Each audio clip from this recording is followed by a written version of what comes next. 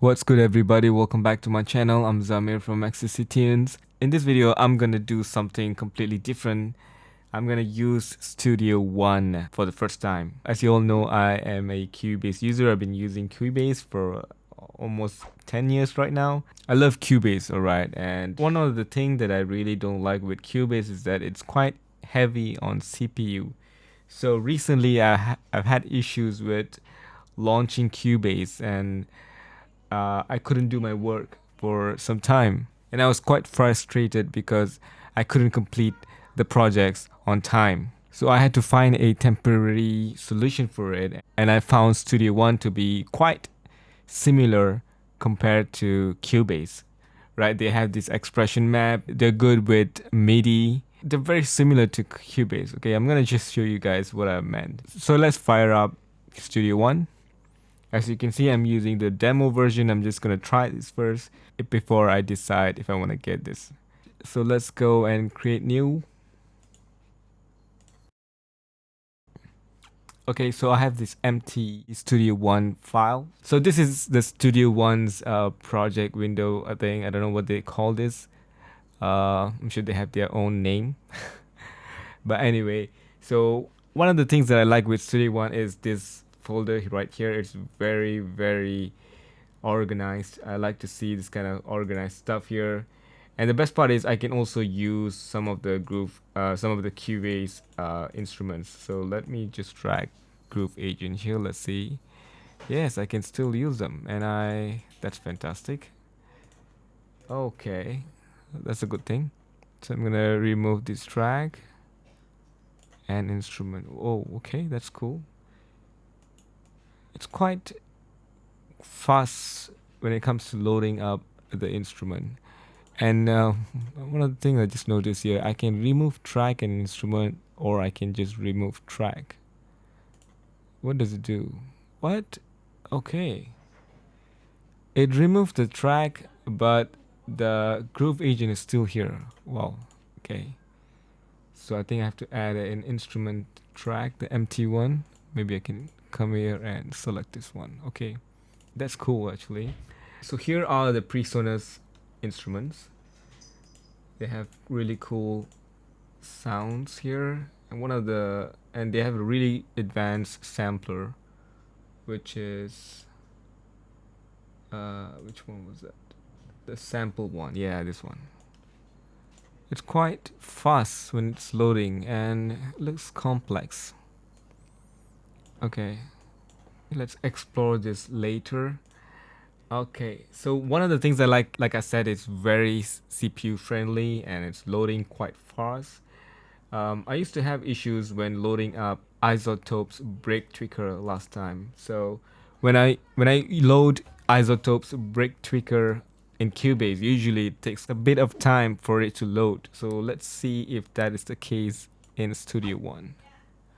Okay, it's not. It's quite fast. Let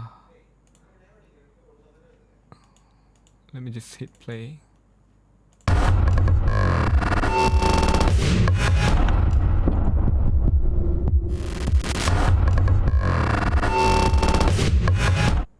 Yeah, it's loading quite fast, and I really like that.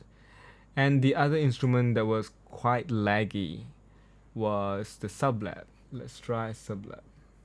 So, let me load this. So that is good. So that's like 1 point for Studio One because it's fast. I like it when the software does not lag and I can do things quickly, you know.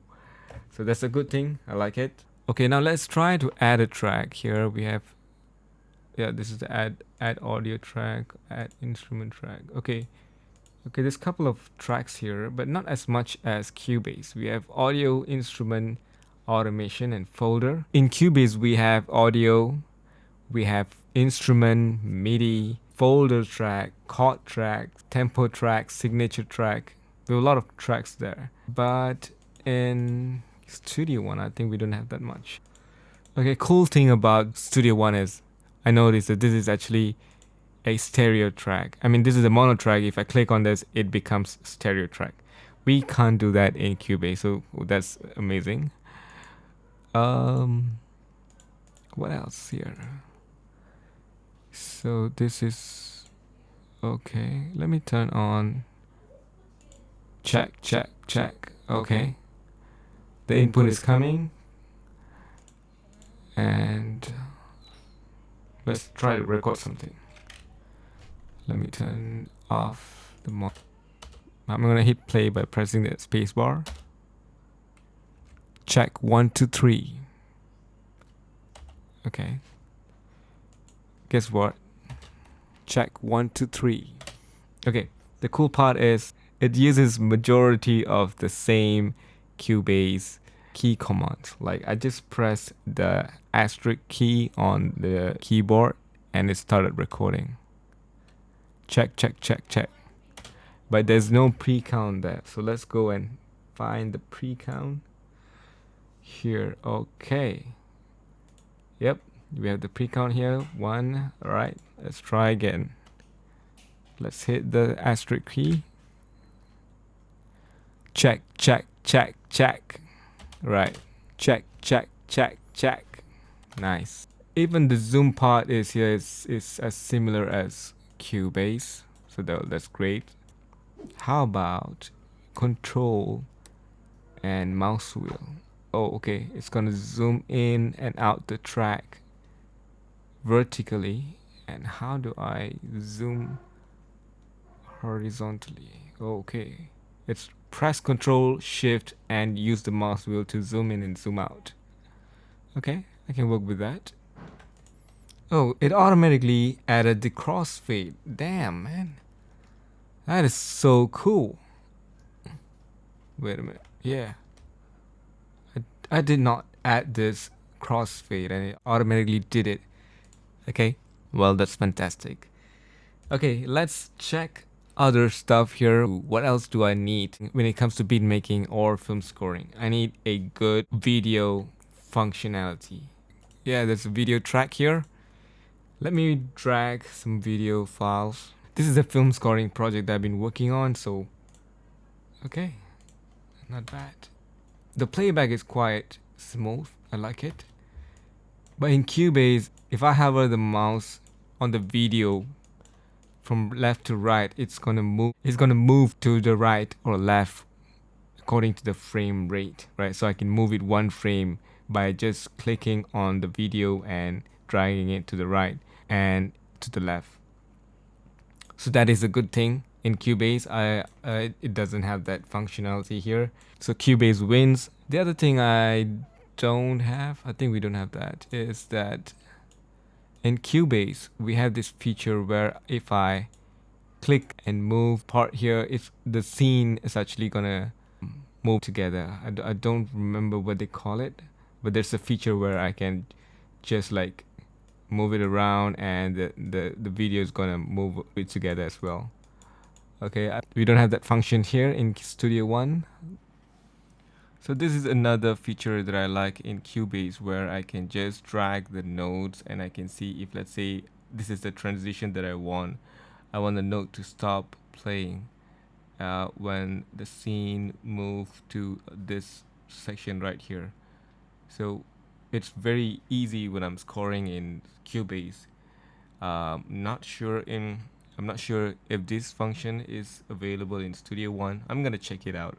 Like I said before, Cubase is a powerful DAW and I really love using it. I've been using it for more than 10 years right now.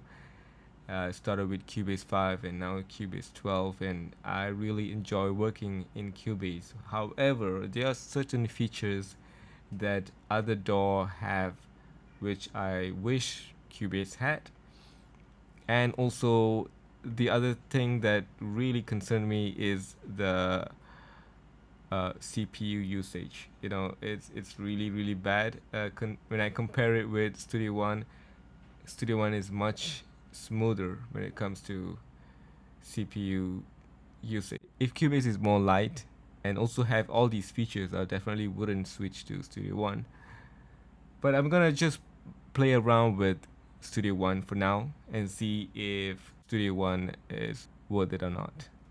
So once I try Studio One for a month, I'll let you guys know what I feel about it and what are the features that Studio One or Cubase can adapt or learn from each other.